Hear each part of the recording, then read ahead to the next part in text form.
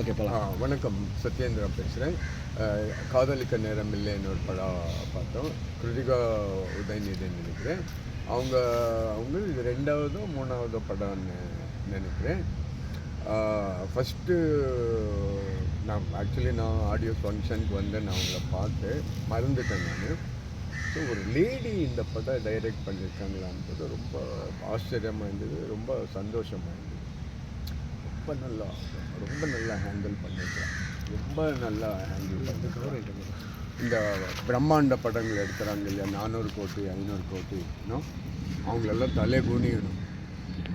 ரொம்ப சின்ன பட்ஜெட்டில் எப்படி ஒரு ஒரு கஷ்டமான சப்ஜெக்டு ரொம்ப சிம்பிளாக ரொம்ப அழகாக யாரும் இது வரைக்கும் பண்ணாத சப்ஜெக்டெல்லாம் எவ்வளோ அழகாக பண்ண முடியும்ன்ட்டு நம்ம கிருத்திகா உதயநிதி டைரக்டர் சொல்லியிருக்காங்க. இப்போ ஃபஸ்ட் ஆஃப் நீங்கள் பார்த்தா ஸ்பெர்ம் டொனேஷன் சொல்கிறாங்க. இப்போ இந்த ஸ்பெர்ம் டொனேஷன் இந்த கான்செப்ட் எல்லாம் ஒரு 35-40 இயர்ஸாக வந்துச்சு. ஃபார் எக்ஸாம்பிள் ஃபெர்டிலிட்டி சென்டர்ஸ் நிறைய கிளினிக்ஸ் எல்லாம் ஓப்பன் ஆகிருக்கு. ஒரு 20 இயர்ஸாக தான் ஓப்பன் ஆகிருக்கு.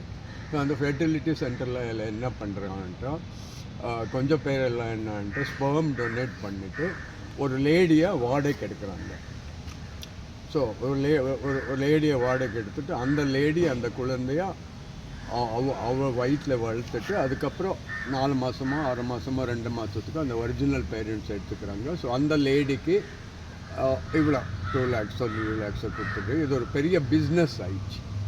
பட் எதுக்காக அப்படி பண்ணுறாங்க தெரியல. இல்லை ஃபார் எக்ஸாம்பிள் கொஞ்சம் லேடிஸ்க்கெல்லாம் யூட்டரஸ் இருக்கு இல்லையா, ஓம்பில் அது ரொம்ப சின்னதாக இருக்குது, அவங்களால குழந்தை பெற்றுக்க முடியாது.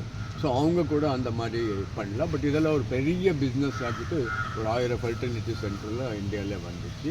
பட் இங்கே வர்றது இன்னும் டிஃப்ரெண்ட்டாக இருக்குது. ஸ்பெர்ம் ஃப்ரீஸ் பண்ணுறதுன்னு சொல்கிறாரு. இதெல்லாம் ஒரு காலத்தில் ரொம்ப ப்ரைவேட்டாக அவங்க பக்கத்தில் பேசுகிற விஷயம். இப்போ ஓப்பனாக இந்த மாதிரி ஒரு ஃபிலிமில் ஓப்பனாக போல்டாக இன்னும் பேசிகிட்டு இருக்காங்க. இதில் ஒரு 2 லவ் ஸ்டோரி வருது. நம்ம ஜெயம் ரவி என்ன சொல்கிறது, ஃபர்ஸ்ட் ஒய்ஃப் கிட்ட கல்யாணம் பண்ணிக்கலாம், குழந்தை வேண்டாம்னு சொல்கிறது. அந்த விஷயத்துக்கும் ஏதோ அப்செட் ஆகி அவள் போயிடுவான். ஸோ நமக்கு இன்னொரு ஸ்டோரி என்ன வருது, நித்யா மேனன் ஸ்டோரி வருது. இந்த படத்தில் இந்த கேரக்டரு வேறு யாருக்கும் சூட் ஆகிருக்கு. அவங்க நல்லா பண்ணுறாங்கன்னு சொல்ல, நல்லா பண்ணியிருக்காங்கன்னு சொல்ல, அவர் கெடுக்கலை, நல்லதாக பண்ணியிருக்காங்க. பட் இந்த கேரக்டருக்கு தேவைப்பட்ட உடம்பு, ஹேர் ஸ்டைலு, கலரு, அதுக்கெல்லாம் நித்யாமேனன் ரொம்ப நல்லா சூட்டபிளாக இருக்காங்க. அவங்கள போட்டிருக்குது படத்துக்கு ரொம்ப ப்ளஸ்ஸாக இருக்குது. இது ஹீரோயின் மெட்டீரியல் கிடையாது, இது ஒரு ஸ்ட்ராங் சப்ஜெக்டு, அதுக்கு ரொம்ப சூட்டபிளாக இருக்காங்க. ஸோ இவன் என்ன பண்ணுறான், அந்த கல்யாணம் ஆகாமல் நான் குழந்தை பெற்றுக்கணும்னு ஒரு ஐடியாவுக்கு வர்றான். அப்படியே வந்துட்டு அந்த மாதிரி கிளினிக்ஸ் எல்லாம் இப்போது நிறைய ஃபெர்டிலிட்டி கிளினிக்ஸு, வேறு கிளினிக்ஸு எல்லாம் இருக்குது. எஃப்ஐபியோ ஏதோ சொல்கிறார், எனக்கு கரெக்டாக தெரியல. ஸோ போயிட்டு அதுக்கு ஒரு மெத்தட் இருக்குது. அந்த மெத்தடில் அப்ளிகேஷன் ஃபார்ம்ஸ் எல்லாம் ஃபில்அப் பண்ணிவிட்டு யாரோ ஒருத்தருக்கு தெரியாத ஆள்கிட்ட செமன் செமன் கொடுக்குறாங்க. அது பெரிய விஷயமே கிடையாது. பட் அதுக்கு இவ்வளோ ரேட் இருக்குது. ஒருத்தர் ஹாஸ்பிட்டலில் ரேட் வாங்கிக்கிறாங்க. என்கிட்ட செம்மன் அவர் செக் பண்ணியிருப்பாங்க, ஹெல்த்தியாக இருக்குது, நல்லா இருக்குது, எந்த டிசீஸும் கிடையாதுன்ட்டு. ஸோ நித்யா மேனன் ஒரு செம்மன் வாங்கிட்டு கன்சீவ் ஆகிட்டு ஒரு குழந்தைய பெற்றுக்கிறான்.